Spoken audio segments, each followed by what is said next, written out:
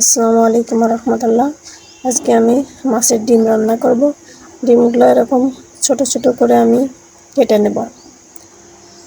এরপরে একটা প্যানে পরিমাণ মতো তেল দিয়ে এর ভিতরে লবণ আর হলুদ দিয়ে মাখিয়ে ডিমগুলো দিয়ে দেব।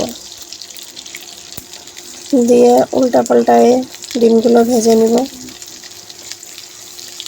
দেখেন আমার ডিমগুলো ভাজি করা হয়ে গেছে, কত সুন্দর একটা কালার আসছে। এরপরে ওই তেলের ভিতরে দিয়ে দেব পেঁয়াজ কুচি, ভালোভাবে লাল করে একটু নেড়ে নিব। নিয়ে কিছুটা কাঁচা জিরা দিব। এরপরে আদা বাটা, রসুন বাটা, পেঁয়াজ বাটা আর জিরা বাটা দিয়ে কাঁচা গন্ধ যাওয়া পর্যন্ত নাড়তে থাকবো। এটা একটু লাল লাল হয়ে গেলে সামান্য একটু পানি দিব যাতে মশলাটা লেগে না যায়। এরপরে দিয়ে দিব লবণ, হলুদের গুঁড়া, মরিচের গুঁড়া, ধনিয়ার গুঁড়া দিয়ে ভালোভাবে নাড়ব। এগুলো একটু বলক আসলে দিয়ে দেব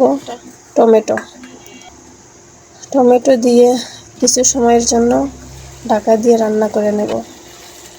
দেখেন কতটা পানি বের হয়েছে টমেটো দিয়ে। খুব ভালো করে এগুলো কষিয়ে নিব। কষানো হয়ে গেলে এর ভিতরে দিয়ে দেব মাছের ডিম ভাজি।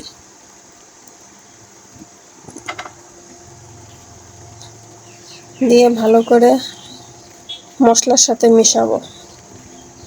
মিশিয়ে আবার কিছু সময়ের জন্য ঢাকা দিয়ে রান্না করে নেব। দেখেন কত সুন্দর কালার আসছে। এর ভিতর দিয়ে দেব 2টা মরিচের ফালি। ভালোভাবে নেড়ে ছেড়ে সামান্য একটু পানি দিব ঝোলের জন্য, কারণ আমাদের বাসায় সবাই ঝোল খেতে খুব পছন্দ করে।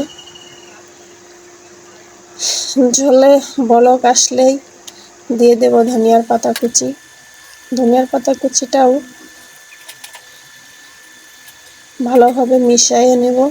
মিশিয়ে সুন্দর মতো যখন বলক আসবে বা একটু ঝোলটা শুকিয়ে আসবে তখন এটা নামিয়ে নেব।